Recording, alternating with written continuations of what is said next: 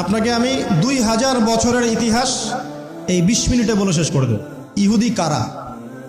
ইহুদি আর বনু ইসরাইল কি এক? উত্তর না। ভালো করে কথাগুলো শোনেন, এগুলো বই পড়তে অনেক সময় লাগবে আপনার, এবং ঘাটাঘাটি করতে অনেক সময় লাগবে, খুব অল্প সময় বুঝে নেন। ইহুদি বনু ইসরাইল এক নয়। বনু ইসরাইল কাদেরকে বলা হয়? ইব্রাহিম আলাইহিস সালামের ছেলে, এক ছেলের নাম ইসমাইল, এক ছেলের নাম ইসহাক। ঠিক আছে? ইসমাইল আলাইহিস সালাম থাকেন মক্কায়, সেখানে তাকে কেন্দ্র করে একটা সভ্যতা। এই বংশে সর্বশেষ নবী মুহাম্মদ সাল্লাল্লাহু আলাইহি ওয়াসাল্লামের জন্ম। আর এইদিকে আরেক ছেলের নাম হচ্ছে ইসহাক, যিনি থাকেন ওই শামে, ওই প্যালেস্টাইনে, ওই জেরুজালেমে, ওই জায়গায়, ওটা শাম। ঠিক আছে? এবং ওখানে তিনি তার বংশ বিস্তার হচ্ছে। তার ছেলের নাম হলো ইয়াকুব। কি নাম? ইয়াকুব আলাইহিস সালামের আরেক নাম হলো ইসরাইল। ইয়াকুব আলাইহিস সালামের আরেক নাম কি? ইসরাইল। এবং তার সন্তানদেরকে বলা হয় বনু ইসরাইল। তার সন্তান অনেক। এই সন্তানদের মধ্যে একজনের নাম ইউসুফ। ঠিক আছে? তারপরে আসছে পরে ইউনুস। এই বনু ইসরাইলের মধ্যেই দাউদ, মূসা, সুলাইমান, ঈসা ইবনে মারিয়াম। বলা হয় 1,24,000 নবী রাসূলের মধ্যে বেশিরভাগই এখানে এসেছে। তাহলে বনু ইসরাইল বলা হচ্ছে এই কওমটাকে। তা ওদের নাম বনু ইসরাইল থেকে ইহুদি হলো কখন? যখন তারা ঈসা আলাইহিস সালামকে স্বীকার করলো না তখন।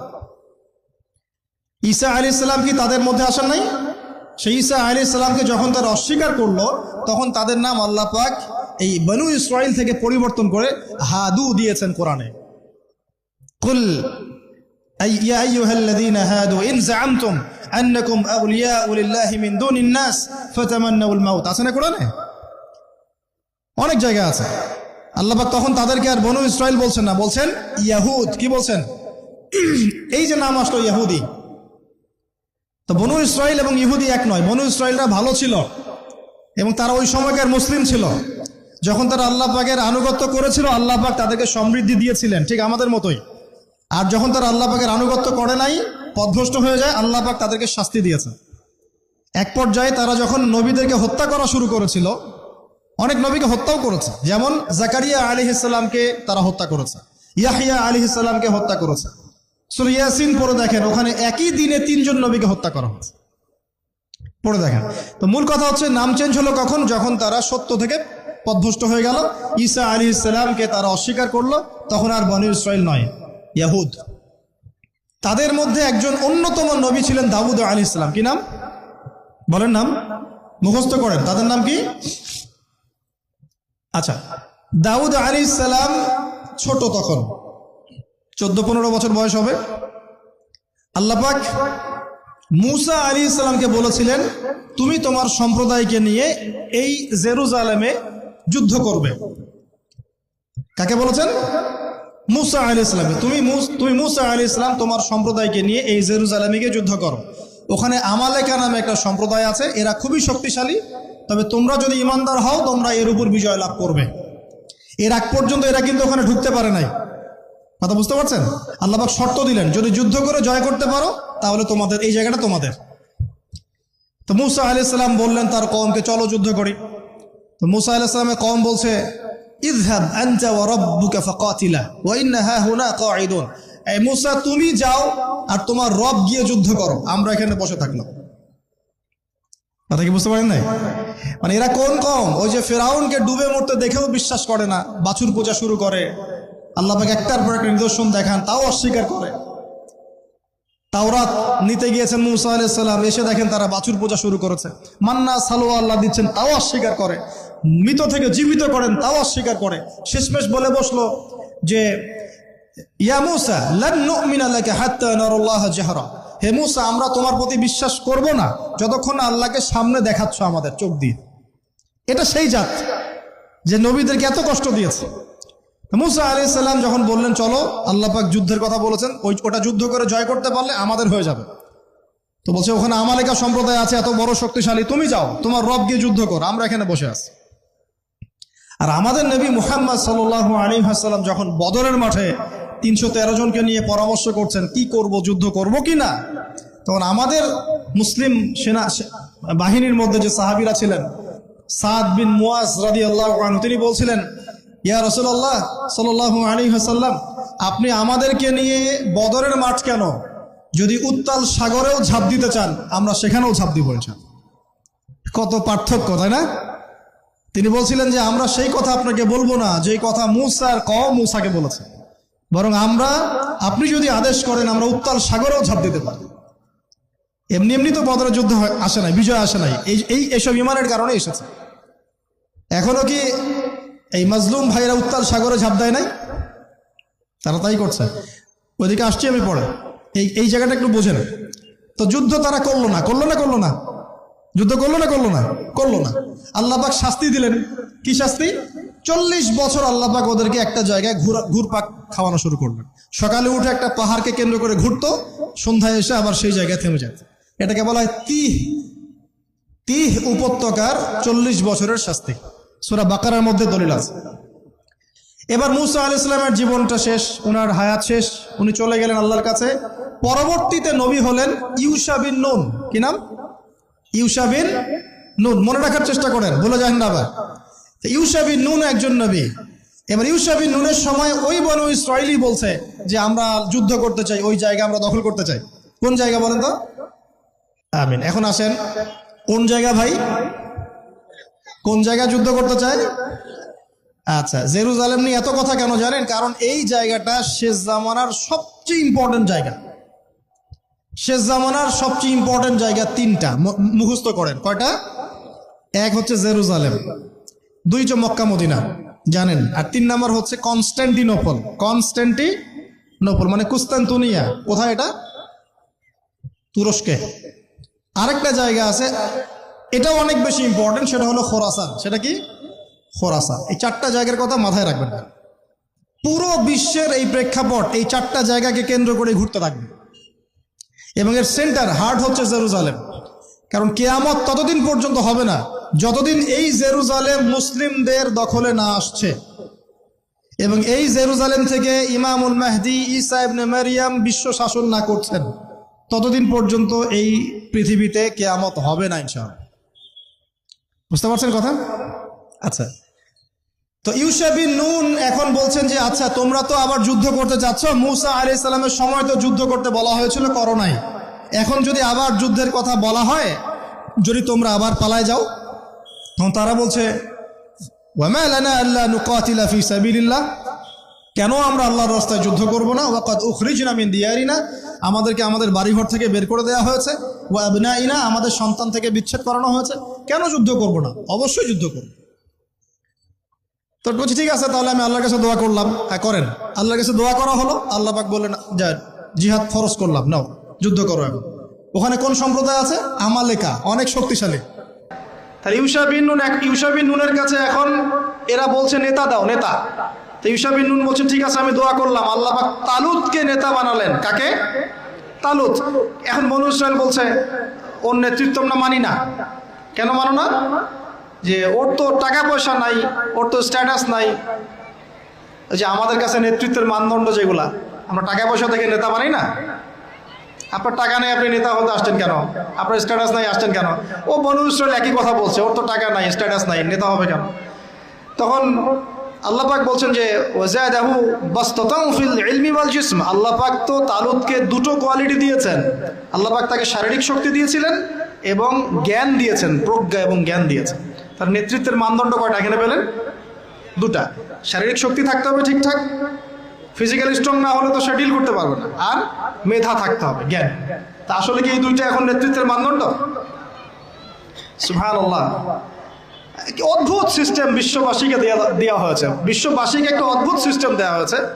একজন মেজর, একজন কর্নেল, একজন বিসিএস ক্যাডার মানুষ এমন একজন মানুষকে স্যালুট করে যে মানুষটা অক্ষর জ্ঞান নাই, নামও স্বাক্ষর করতে পারে না, এবং সে বিভিন্ন জায়গায় দুর্নীতি করে আসছে, টাকা পয়সা লুটপাট করে আসছে। একজন বিসিএস ক্যাডার এবং একজন আর্মি অফিসার, একজন জেনারেল, একজন মেজর তাকে স্যালুট করতেছে। কি সিস্টেম! অথচ তার চাইতে এই ব্যক্তি নেতৃত্ব পাওয়ার অনেক বেশি যোগ্য। জ্ঞান তার আছে এবং শারীরিক শক্তি তার আছে, তার প্রশিক্ষণ আছে, সবকিছু তার মধ্যে আছে। কি সিস্টেম বিশ্ববাসীকে দেওয়া হয়েছে! সুবহানাল্লাহ। আমি ফিলোসফিও পড়েছি অনেকদিন।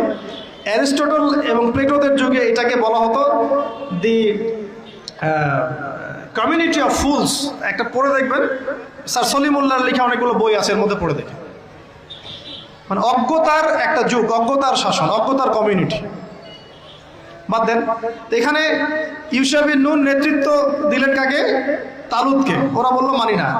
তো আল্লাহ পাক মনোনয়ন করেছেন, এখন না মানলে তোমরা আযাব ভোগ করবা। তারপরে তারা মেনে নিল, এবার যুদ্ধে যাচ্ছে। ওই জেরুজালেম মুক্ত করতে যাচ্ছে। যে জেরুজালেম এখন তারা মুক্ত করতে চাচ্ছে, ওই জেরুজালেম তালুতের বাহিনী মুক্ত করতে যাচ্ছে। বলে তো তালুত এবং বনু ইসরাইল তখন ভালো না খারাপ? ভালো না খারাপ? তারা কি মুসলিম না মুসলিম? তারা তখন মুসলিম না মুসলিম? মুসলিম।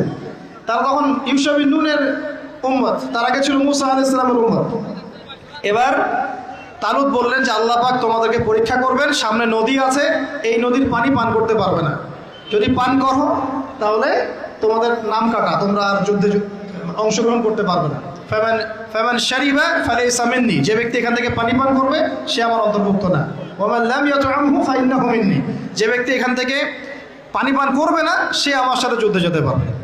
ইল্লা বিগুরফাতিন বিয়াদিহি, মানে এক অঞ্জলি পানি শুধু পানি পান করতে পারবে, এক অঞ্জলি পানি, এতটুকু, এর বেশি না। ফাশারিবু ইল্লা কালিলাম মিনহুম, আল্লাহ পাক বলেন ওদের বেশিরভাগই পানি পান করলো, অল্প কিছু বাদ দিয়ে। অল্প কিছু সংখ্যা তাফসীর এসেছে 313 জন বাদ দিয়ে, 313 জন বাদ দিয়ে, 313 যে বদরে, এখানেও। তো এবার এই 313 জনকে নিয়ে তালুত এগিয়ে গেল, গিয়ে দেখলো বিশাল বাহিনী, বাপরে বাপ, একদম আমালেকা সম্প্রদায়ের। সেখানে নেতৃত্ব দিচ্ছে ওদের সেনাপতি, তার নাম জালুত। কি নাম? জালুত। এবং এই জালুতের বাহিনী দেখে মুসলিম বাহিনী বলছে যে লা তাকাতা লানা বিজালুতি ওয়া জুনুদি, এই জালুতের বাহিনীর সাথে পেরে ওঠার ক্ষমতা তো আমাদের এখন হবে না। কিন্তু যারা ভেবেছিল যে আল্লাহর সাথে সাক্ষাৎ করতে হবে, যাদের ঈমান দৃঢ় ছিল, তারা বলেছিল কাম মিন ফিআতিন কলিলাতিন গালাবাত ফিআতান কাসীরাতান বিইذনিল্লাহ, তোমরা ভয় পেও না, আল্লাহর হুকুমে বহু ছোট ছোট দল বড় বড় দলের উপর বিজয় লাভ করেছে। এটা তারা বলে একটা দোয়া করলো, এই দোয়াটাও শিখে নেবেন। তারা একটা দোয়া করলো, তারা বললো রব্বানা আফরিগ আলাইনা সবরান ওয়া সাব্বিত আকদামানা ওয়ানসুরনা আলাল কওমিল কাফিরিন। আর আল্লাহ পাক বলেন ফাহাজামু বিইذনিল্লাহ, আল্লাহ পাকের হুকুমে তারা এই মাত্র 313 জন নিয়েই জালুতের বিশাল বাহিনীকে পরাজিত করলো। বুঝতে পারছেন? এবং এই বাহিনীতে দাউদ আলাইহিস সালামও ছিলেন, তখন তিনি ছোট। এই জালুতকে হত্যা করেছে দাউদ আলাইহিস সালাম। দাউদ আলাইহিস সালাম জালুতকে হত্যা করলেন। কিভাবে হত্যা করলেন সেটা আসছে, যে এই গুলতি নিক্ষেপ করেছিল দাউদ আলাইহিস সালাম, আর তার চোখে গিয়ে লাগে জালুতের, এতেই জালুত মারা যায়। তো এখন মূল কথাটা হচ্ছে, দেখুন এই বনু ইসরাইল এই যুদ্ধে জয়লাভ করে এই বাইতুল মুকাদ্দাস বা জেরুজালেম জয় করলো। এই যে তারা প্রথমবার এখানে ঢুকলো, এর আগ পর্যন্ত কিন্তু ঢুকতে পারে না। এবার আল্লাহ পাক তাদেরকে বললেন তোমরা এখানে যদি আমার আদেশগুলো মেনে চলো, এই জায়গা তোমাদেরই, তোমরা এখানে থাকবে। কিন্তু যদি তোমরা আদেশ না মানো, আমার বিরুদ্ধাচরণ করো, তোমাদেরকে এখান থেকে বের করে দেব। আর আল্লাহ পাক এটা বলেও দিলেন লা তুফসিদুন্না ফিল আরদি মাররাতাইন, তোমরা কিন্তু 2 বার সীমা লঙ্ঘন করবা, আমি কিন্তু সতর্ক করছি তোমাদেরকে। কয়বার? 2 বার। এবার দাউদ আলাইহিস সালামের সময় তারা খুব সুন্দর ছিল, একদম রুলিং স্টেট। বলা হয় যে দাউদ আলাইহিস সালামের সময় তারা ওই জেরুজালেম থেকে বিশ্বকে শাসন করেছে। ঠিক আছে? দাউদ আলাইহিস সালামের পরে আসলো তার ছেলে সুলাইমান, নাম কি? সুলাইমান আলাইহিস সালাম। এই সময় আরো সমৃদ্ধি লাভ করলো, এত সমৃদ্ধি যে বাতাসের উপর নিয়ন্ত্রণ। জিনরা ডুবুরির কাজ করে পাথর এনে দেয়, জিনরা ডুবুরির কাজ করে মণিমুক্তা এনে দেয়। জিনদেরকে দিয়ে এই যে বাইতুল মুকাদ্দাস তিনি নির্মাণ করালেন আবার, তাই না? এই যে বাইতুল মুকাদ্দাসের কথা বলছে। তারপরে বাতাসকে যদি বলেন এখান থেকে আমাকে নিয়ে যাও, 1 মাসের পথ 1 বেলায় চলে যাচ্ছে। পিঁপড়া হাঁটছে, সুলাইমান আলাইহিস সালাম পিঁপড়ার ভাষা বোঝেন, পাখির ভাষা বোঝেন। তারা তেলাওয়াত করেন, মাছ এসে তেলাওয়াত শুনে। মানে এমন একটা সভ্যতা, এই সভ্যতা পৃথিবীতে আসেনি কখন। এবং আপনি যতই সায়েন্স অ্যান্ড টেকনোলজির কথা বলেন না কেন, এই লেভেলে আপনি যেতে পারবেন না, কখনো পারবেন না। কারণ সুলাইমান আলাইহিস সালাম একটা দোয়া করেছিলেন, রব্বি হাবলি মুলকান, আল্লাহ আমাকে এমন রাজত্ব দান করুন, লা ইয়ামবাগি লি আহাদ, যেমন রাজত্ব আপনি কাউকে দেন নাই কখন। পৃথিবীর ইতিহাসে সুলাইমান আলাইহিস সালামের মতো রুলিং স্টেট কোনোদিনও ছিল না, আসবেও না। তো সুলাইমান আলাইহিস সালাম এবং তার অনুসারীরা তখন ভালো ছিলেন এবং জেরুজালেম থেকে তারা বিশ্ব শাসন করেছেন। এবার শুরু হলো তারপরে এদের অধঃপতন শুরু হতে হতে এমন একটা জায়গায় চলে গেল যে জেনা, এই মদ খাওয়া, এই সুদ খাওয়া, এই মানুষকে হত্যা করা, এমনকি নবীদেরকে হত্যা করা, এমন কোনো পাপ নাই করতে বাকি রাখলো না। এমন কোনো পাপ নাই মানে নবীদেরকে পর্যন্ত জবাই করে হত্যা করেছে। আর কি কিছু বলতে হবে? আল্লাহ পাক ওই যে ওয়াদা করেছিলেন যদি ফাসাদ সৃষ্টি করো এখান থেকে বের করে দিব। এবার আল্লাহ পাক একটা বাহিনী পাঠালেন। এই বাহিনীটা পাঠিয়েছেন ইরাকের ব্যাবিলন থেকে। কোন জায়গা? ইরাকের ব্যাবিলন। এই বাহিনীর রাজার নাম ছিল নেবুজাত নেজার। কি নাম বলেন? নেবুজাত নেজার। সে ছিল মূলত অগ্নি পূজারী আর কি। তার একটা সভ্যতা, ব্যাবিলনের সভ্যতা। ব্যাবিলনের সভ্যতা কিন্তু অনেক প্রাচীন। এবার তারা গিয়ে কি করলো, এই বনু ইসরাইল যারা পথভ্রষ্ট হয়ে গেছে এদেরকে এমন মায়ের ওখানে জেরুজালেমে গিয়ে একটা একটা করে সেখান থেকে ওরা বের করে দিল, দিয়ে ওদেরকে ওই জেরুজালেমের এই যে মসজিদ, ওখানকার ফল ফসল যা আছে সব ডিস্ট্রয়, ম্যাসাকার করে ফেললেন। এখন ওরা যা করতেছে গাজার সাথে আর কি, এরকম কাজ এর চেয়েও ভয়ঙ্কর। নেবুজাত নেজার একটা একটা করে ধরে ধরে কেটে কেটে ফেলল। আর বাকি যারা বেঁচে ছিল এদেরকে দাস বানিয়ে শিকল দিয়ে পেঁচিয়ে ব্যাবিলনে নিয়ে গেল। তাহলে দেখেন রুলিং স্টেট থেকে বনু ইসরাইল চলে আসলো এখন কোথায়? ব্যাবিলনে, দাসত্বের শৃঙ্খল। আর তাদের ওই ফকর থাকলো না, শেষ। কারণ আল্লাহ ওয়াদা করেছিলেন ভালো থাকলে ভালো থাকবা, খারাপ করলে খারাপ। যেমন আল্লাহ পাক আমাদের সাথে ওয়াদা করেছেন না, উম্মতে মুহাম্মাদি যদি আমার আনুগত্য করো, মুহাম্মদ সাল্লাল্লাহু আলাইহি ওয়াসাল্লামের আনুগত্য করো, তোমরাই বিশ্বের নেতৃত্ব দিবা। আর যদি না করো, ওই যে তোমাদের উপর কাফেরদেরকে চাপাই দেব, তাই না? এখন এরকমই আল্লাহ পাকের সুন্নাত একদম সেম। ইতিহাস খালি ঘুরছে আর ঘুরছে, কখন ওদের পাল্লায় কখন আমাদের পাল্লায়। বিশ্বের ইতিহাসটা একদম প্যারালাল, খেয়াল করে দেখবেন। এবার এই ব্যাবিলনে চলে আসার পরে এরা দাস, কাজ করলে খাইতে পারে, না করলে খাইতে পারে না। দেখেন কোন জায়গা থেকে আল্লাহ কোথায় নিয়ে আসলো। আজকে আমরা যে 1200 বছর ওয়ার্ল্ডটাকে শাসন করেছি, কেউ বিশ্বাস করবে এখন? আমরা যে মুসলিম উম্মাহ প্রায় 1200 বছর মুহাম্মদ সাল্লাল্লাহু আলাইহি ওয়াসাল্লামের পর থেকে এই বিশ্বটাকে আমরা শাসন করেছি, এখন কেউ বিশ্বাস করবে? এখন যদি পশ্চিমারা বলে যে তোমাদেরকে স্যাংশন দিয়ে দিব, ব্যাস তখন আমাদের দেখা যায় যে সমস্যা হতে পারে।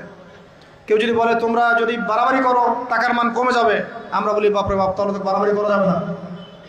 আমরা কি ওদের উপর রুল করতে পারি? এখন সরাসরি কথা বলেন না, পারি না। কিন্তু একসময় পারতাম মানে ওরা জিজিয়া দিয়ে আমাদের দেশে থাকতো, জিজিয়া কর, ট্যাক্স দিয়ে আমাদের দেশে থাকতো। মুসলিম উম্মার যখন একটা ইউনাইটেড গ্লোবাল খিলাফা ছিল তখনকার কথা বলছে। তো এভাবে পালা বদল হয়। তো ওরা কখনো ভাবতে পারে নাই যে ব্যাবিলনে এসে এইভাবে জেলের জীবন কাটাতে হবে। কেন? অবাধ্যতার কারণে। এবার আল্লাহ পাক তাদেরকে আরেকটা সুযোগ দিলেন। কি দিলেন? আরেকটা সুযোগ দিলেন। ব্যাবিলনে বসে বসে ওরা আলোচনা করে যে আমাদের কিন্তু একজন মাসিহ আসবে। কে আসবে? মাসিহ মানে হচ্ছে ত্রাণকর্তা। এই মাসিহ যখন আসবে আমরা আবার সেই জায়গা ফিরে পাবো। কি করবো আবার? কোন জায়গা বলেন? কোন জায়গা? জেরুজালেম আবার ফিরে পাবো। বুঝতে পারতেছেন কি ভাই? আলোচনা একটু কঠিন আমি জানি, বুঝতে পারতেছেন কি? আচ্ছা, আমরা আবার জেরুজালেম ফিরে পাবো। তো ওরা এখন এগুলো আলোচনা করে যে আমাদের তাওরাতে লেখা আছে, আমাদের তালমুদে লেখা আছে যে শেষে আমাদের একজন মাসিহ আসবে, ওই মাসিহ আসলে আবার ওই জায়গা আমরা ফিরে পাবো। তোমরা টেনশন করো না, হতাশ হয় না। আমরা যেমন বলি না যে এখন দুরবস্থা চলছে, তাতে কি আমাদের মাহদি আসবেন, ঈসা ইবনে মারইয়াম আসবেন, আবার আমরা খেলাফা ফিরে পাবো, বলি কি না? হাদিসে তো আছেও। তো ওরাও এরকম চর্চা করে। তো করতে করতে আল্লাহ পাক তাদের দিকে মুখ ফিরিয়ে তাকালেন, দয়া করলেন, দয়া করে আল্লাহ পাক মাসিহকে পাঠালেন। সেই মাসিহের নাম কি? ঈসা আলাইহিস সালাম। কিন্তু এই হতভাগা জাত ঈসা আলাইহিস সালাম যে তাদের মাসিহ, এটা তারা বিশ্বাসই করলো না, বরং তাকে জারদ সন্তান বলে গালি পর্যন্ত দিল। জানেন না? মারিয়াম আলাইহিস সালামকে বললো যে কোত্থেকে সন্তান নিয়ে আসছো, মনে আছে আপনাদের? নিজেদের মাসিহকে তারা চিনতে পারলো। ঠিক আমাদের উম্মতে মুহাম্মাদির মধ্যে এমন অনেক মুনাফিক থাকবে যারা ইমাম মাহাদিকে চিনতে পারবে না।